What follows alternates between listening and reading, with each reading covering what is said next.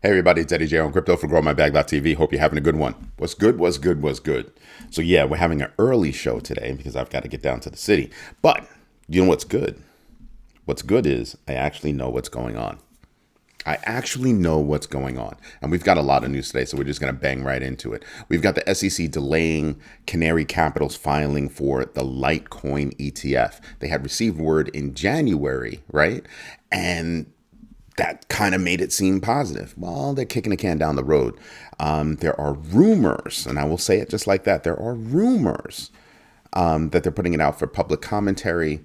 There are also rumors about maybe there's some fraud involved. I'm kind of like, where's that fraud idea come from? So I would need to know a little bit more about that. So I'm expecting that as things continue to unfold about that particular ETF, we'll see what happens. I tend to think that it's more about, well, there are 70 plus applications and they've kicked basically all the applications down the road. And I think one of my issues is that it's a continuance of the former SEC in this regard, right? Kicking things down the road when there's no reason. So I need to have a better understanding about why they're kicking things down the road. It's been a couple of weeks since this guy's been in the office. It's not like that agency, the SEC, has been headless for that period of time, because they have not been. They've always had a head, even an interim head. So I don't see a reason for there to be a delay on these things if they truly mean to change how the SEC operates. Something else that could be going on is there is that bill that's out there right now that's looking to change how certain coins are looked at as not as securities, but as commodities, so that the CFTC can take control. So that could also be in the mix right there. That could be holding things up, like who's supposed to review this? Is it us? Is it you? Like, how's that work? So that could also be something. But it depends. But I think it's part of that general conversation about what are we doing with these crypto things?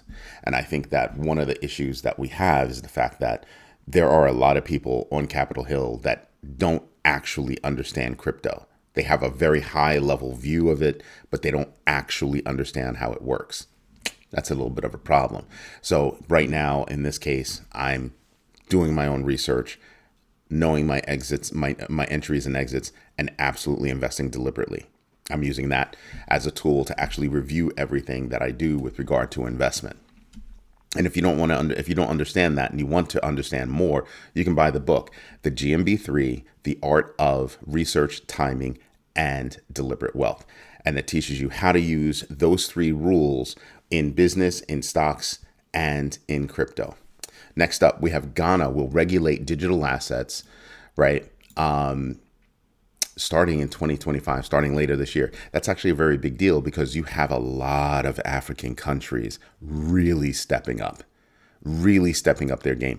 A lot of these, there used to be this term third world countries, right? And a lot of these countries that were referred to like that are really making big moves. They're making really big moves, and they're moving better than some of these more established countries or first world countries. So I think we should pay attention to what's going on around the world. Then we've got Singapore investing $15 million in AI and quantum cybersecurity startups. Why?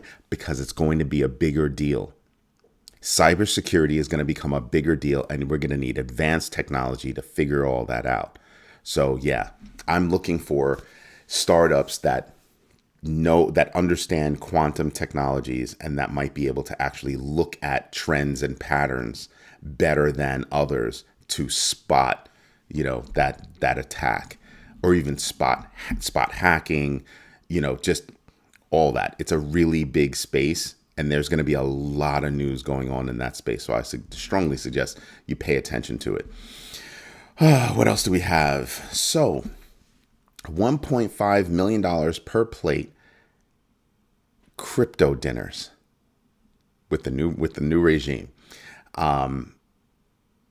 So that's one. And then you also have the Trump dinner, the Trump coin dinner that's coming up. And they've sparked criticism over allegedly pay for access schemes and foreign influence. I mean, that $2 billion thing, that could do it. There's a lot to look at there. And what I'm afraid of is that whatever coins some of these companies are talking about and using, some of those coins might not be good places for my value. Actually, yeah. So pay attention, folks. Pay attention. Go for Timo. What's going on? What's going on? What's going on? What's going on? It's IE, not Y, by the way. But Grand Rising.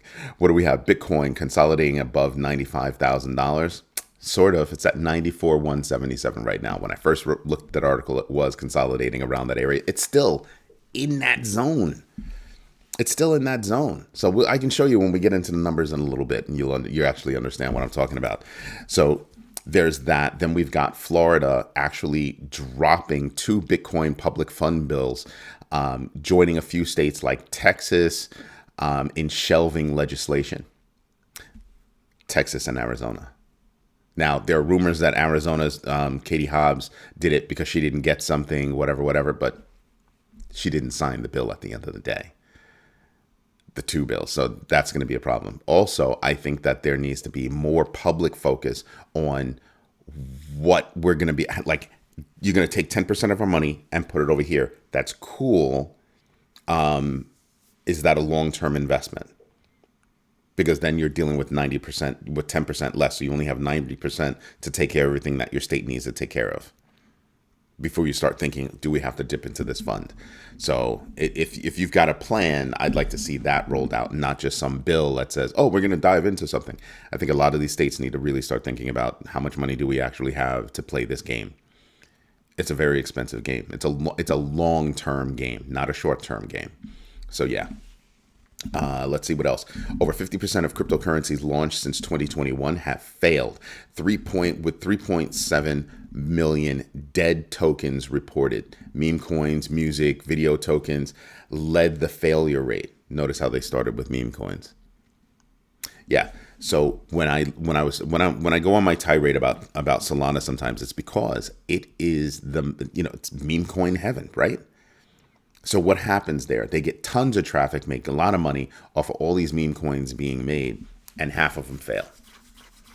I've said it before, I'll say it again. Those numbers are real, right? So when those coins fail, what do you think happens after that? Yeah, traffic goes down.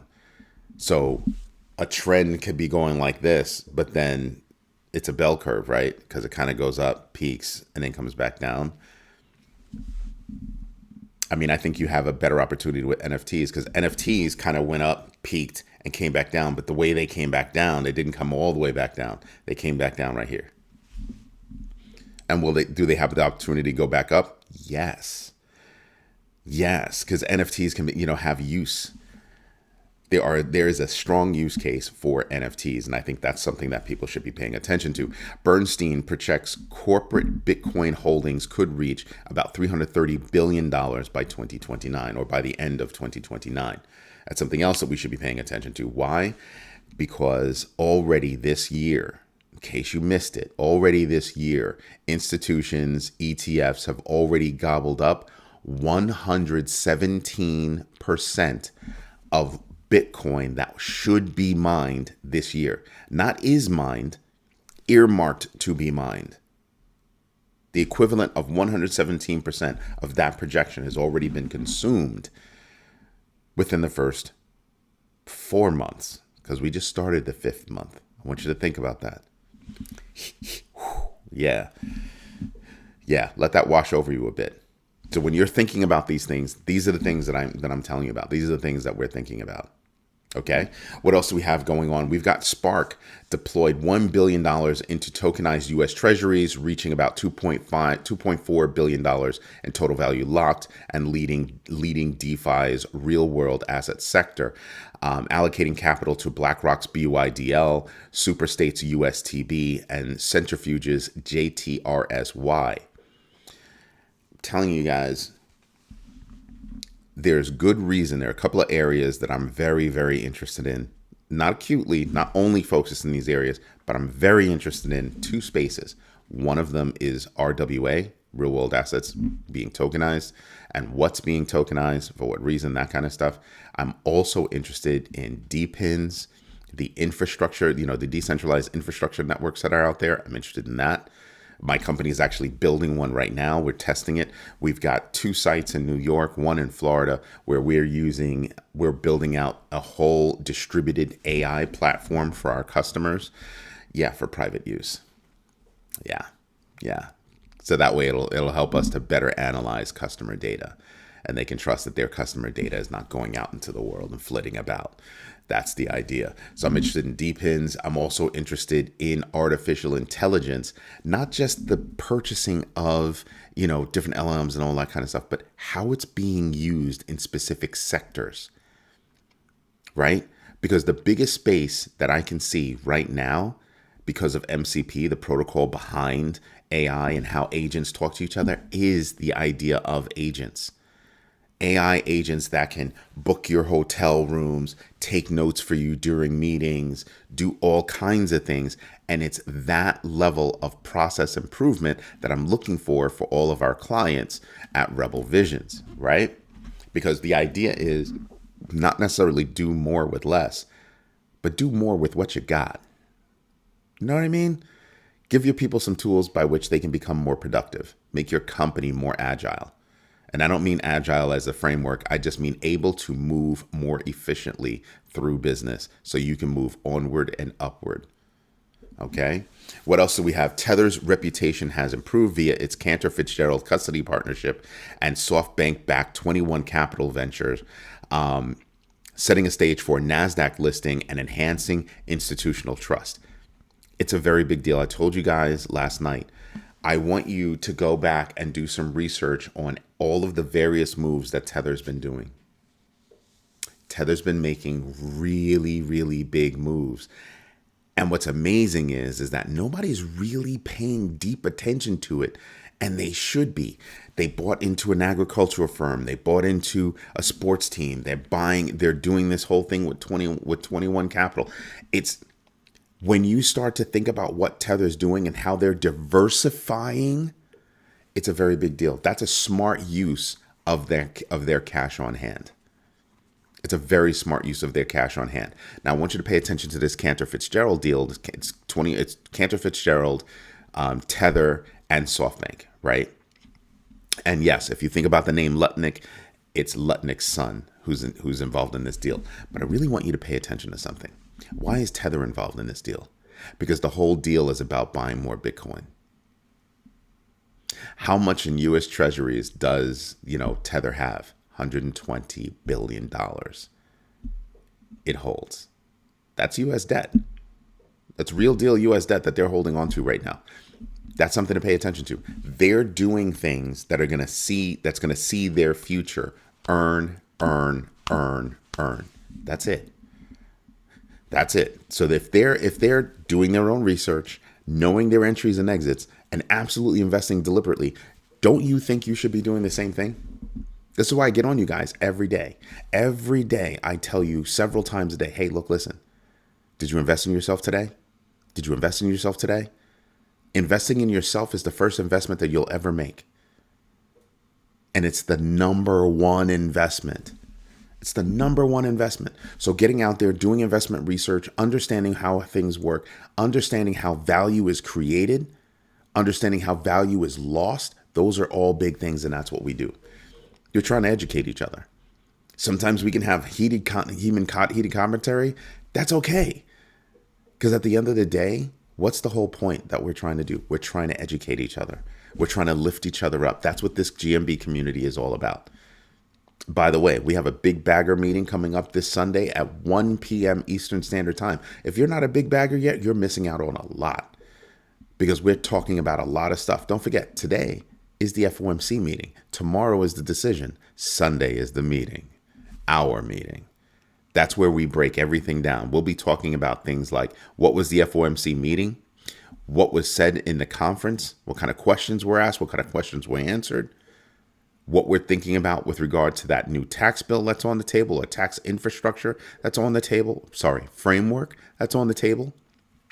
We're definitely going to be talking about that albatross around our necks called tariffs, something else that's even bigger than all of that, the $37 trillion in debt that the U.S. is currently holding right now. We have $37 trillion in debt. I've heard everything except how we're going to get out from underneath that rock. And that's a big deal. What else do we have? We're going to end it with ECB President Christine Lagarde called for Europe to move away from Visa and MasterCard. Why? Well, Visa, MasterCard, and Alipay. Why? Because the first two are owned and operated by U.S. companies, and Alipay is owned and operated by a Chinese company, and they're looking for a little bit more independence. That's big.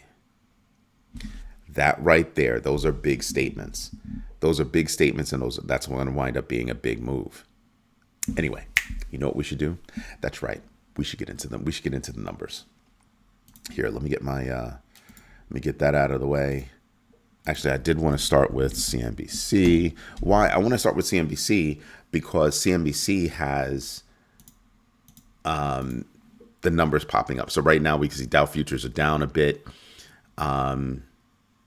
There you go. We can see Dow futures are down a bit, 264.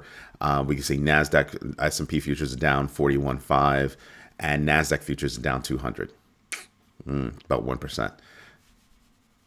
Not huge, not huge. Just something to pay attention to as you start your investment day. What else do we have?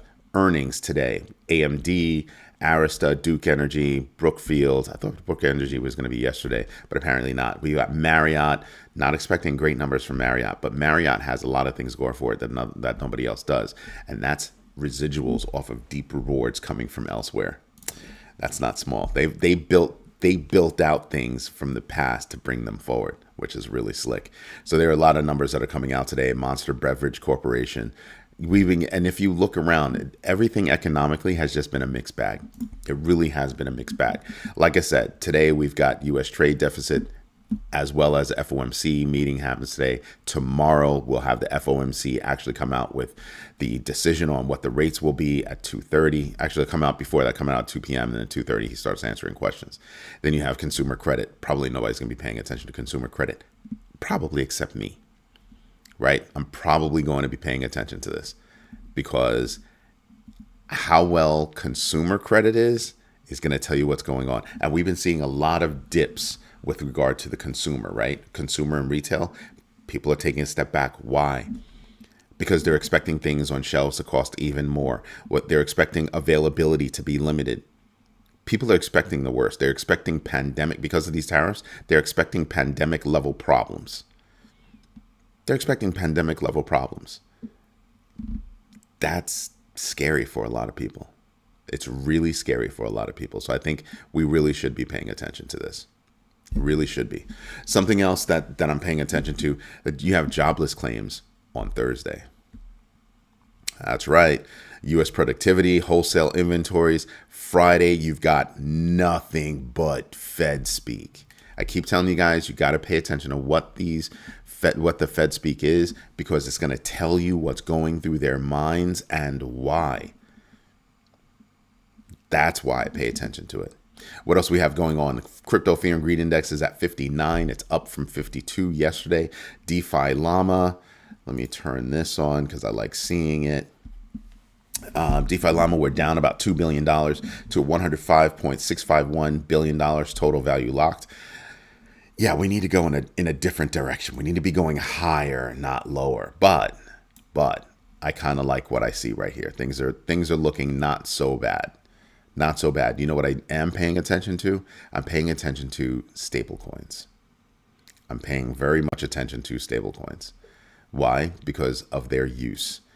If you were paying attention, Tether actually minted about $8 billion worth of stable coins in a very short period of time. And the question becomes, are they expecting there to be more, right? Are they expecting more? So if they're expecting more, the market could be in for some good times. Then we've got this. This is what I'm talking about. You see how we peaked up? We were above that halfway mark in my pink band. My pink band goes from 93,434 to 99,655. And when you look at this right here, let me bring that over a bit. When you look at this right here, we're inching lower. We're inching lower. Could that have been because somebody decided that he needed to drop some news to see if he can force the hand of Jay Powell? So he started talking about 100% tariffs on movies not made in the United States. Wow. Wow. So they're telling Hollywood, so all those studios that you might have outside the country, you're going to have to do it here. Wow. To bring back dying Hollywood. I'm just like, yeah, okay. I don't think that's the way to go. I don't think that's the way to go. I hear all this talk about tariffs. I hear all this talk about tax cuts and how they want to make them permanent. And I'm sitting here and I'm saying to myself, so you want to decrease government revenue while we have historic debt? Every time I hear somebody that talks like that, that's a government official or a politician, I look at them and I think they should lose their job. We have $37 trillion in debt, and all that's on the table right now is a new framework, a new, financial framework where they want to increase the taxes for everybody that's below $900,000. For every penny that's made below $900,000, they want to increase that, that money. But everybody above that literally gets a tax cut.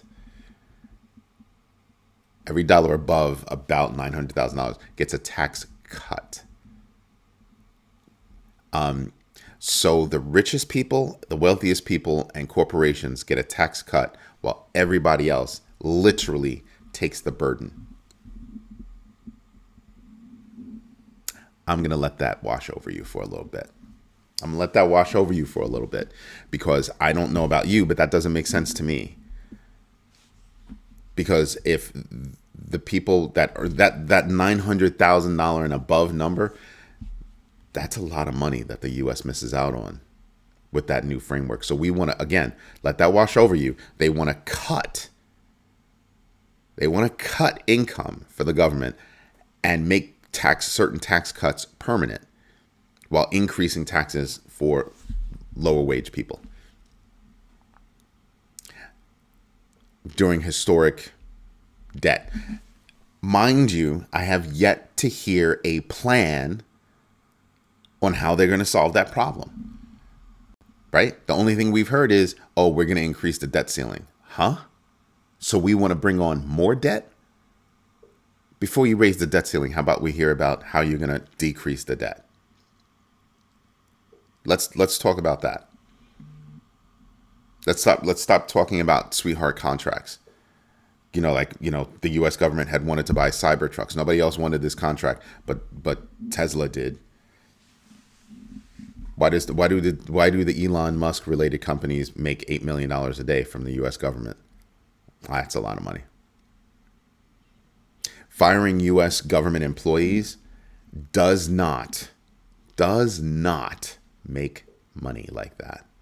Doesn't save us money. 4%? Go look it up. It's about 4%. It's not even 4%. I think it's 0.4%. Go look it up. Firing government workers doesn't cut the debt. Cutting the debt cuts the debt.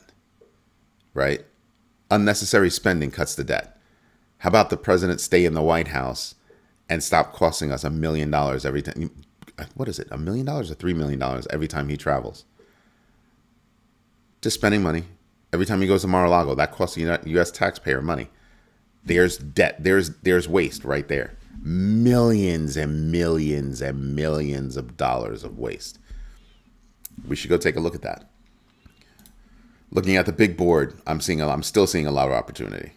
BNB is still under 600. Ethereum is under 1,800. XRP is under 250. To me, there's a lot of opportunity here. Link is down. That's a very big deal. So I'm looking at a lot of opportunity right here. I really, really, really am. And I have nothing but ideas on sprinkle, meaning I'm DCAing right now. I'm not using any of my dry powder until we get numbers from tomorrow. That's the only thing I'm getting. Really and true. Really, really and true.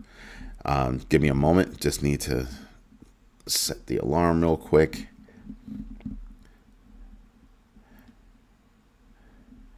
There you go. Had to send a message while I'm live. Sorry about that. But yeah, that's what I'm looking at numeric wise. Then we're looking at, when you look at the board across in terms of just the numbers, you're kind of like, yeah, you know what? There really are opportunities here. What I normally do is I go to Crypto Tracker and I sit here and I just kind of go, well, what am I looking at? Let's take a look at the losers. So Radium down 14.14%, GMB X Factor 6.25. Remember, they launched the platform to go up against Pump.fun. Then you've got DeepBook. Somebody was talking about DeepBook a while ago. DeepBook is at down 8.95% with a GMB X Factor of 0.95. Ronin is down 8.72% with a GMB X Factor of 8.25. Athena is down 8.7. Flare is down 8.6. Brett is down. Litecoin, we were just talking about it. Litecoin is down 7.74% with a GMB X Factor of 4.00 on the nose. Wow. But do I have faith in Litecoin? Yeah. You've got Optimism down 7.669% with a GMB X Factor of 6.8. Virtuals is down 7.53. That's 2 days in a row that Virtual's been down, I believe. 7.53%, GMB X Factor of 2.05. Who else are we paying attention to? Yes, WorldCoin is taking a hit because I believe, was it Singapore? And I know Kenya kicked him in the mouth over it as well. Aerodrome Finance down 6.89% with a GMB X Factor of 2.95. Who else do we have that I'm paying attention to right now? IOTA is one of those ISO 20022 coins. IOTA is down 6.39% with a GMB X Factor of 26.15. Remember that, Hutanic? We were talking about it last night, and everybody's like, oh, ISO is going to be important. Here's a coin that is supposedly on that ISO 222 list, and it's down. Its GMB X Factor is 26.15. Now, the only thing I will say about it is that it's a solid coin, right? If it's got a GMB X Factor or something like that, do I think it's going to make it? No. Do I think I can make money off of it? I kind of do. Do I have a slot for it? Me personally? No, I don't. Let's see. Aptos is down 6.10%. GMB X Factor 3.12. I'm shaky on Aptos. I have a little bag of Aptos. I'm shaky on it. I don't know. Lido DAO is down 6.08% with a GMB X Factor of 8.48. Aave is down 5.6 with a GMB X Factor of 2.93. Aave will definitely come back, in my humble opinion. Just saying. Anyway, everybody, this is Eddie J on Crypto for GrowMyBag.tv. I hope you like what I'm doing. If you do me a favor, smash the likes, tell your friends about us. This is the community that's all about the community. We're all about trying to help each other grow up and make our bags grow up respectively.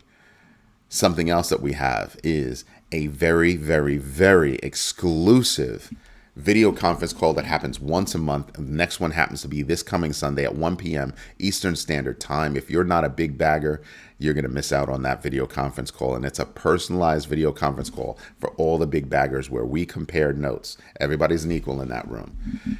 Sort of. The facilitator actually has to facilitate. But we're all sharing ideas and information about what we're doing with regard to investment. You can see a couple of big baggers like Rick Ritchie, Hutanic, Go Fatima, Mr. Biggs, all talking about various coins. Even during our lives, they're telling each other directly, hey, have you checked into this? I think the last one was this coin called House. But we talk about that and a hell of a lot more during our big bagger meeting. So if you're not a big bagger yet, go become one. Go to growmybag.tv/sign-up and become a big bagger. And we've got more coming. Everybody, enjoy the rest of your day. Bye-bye.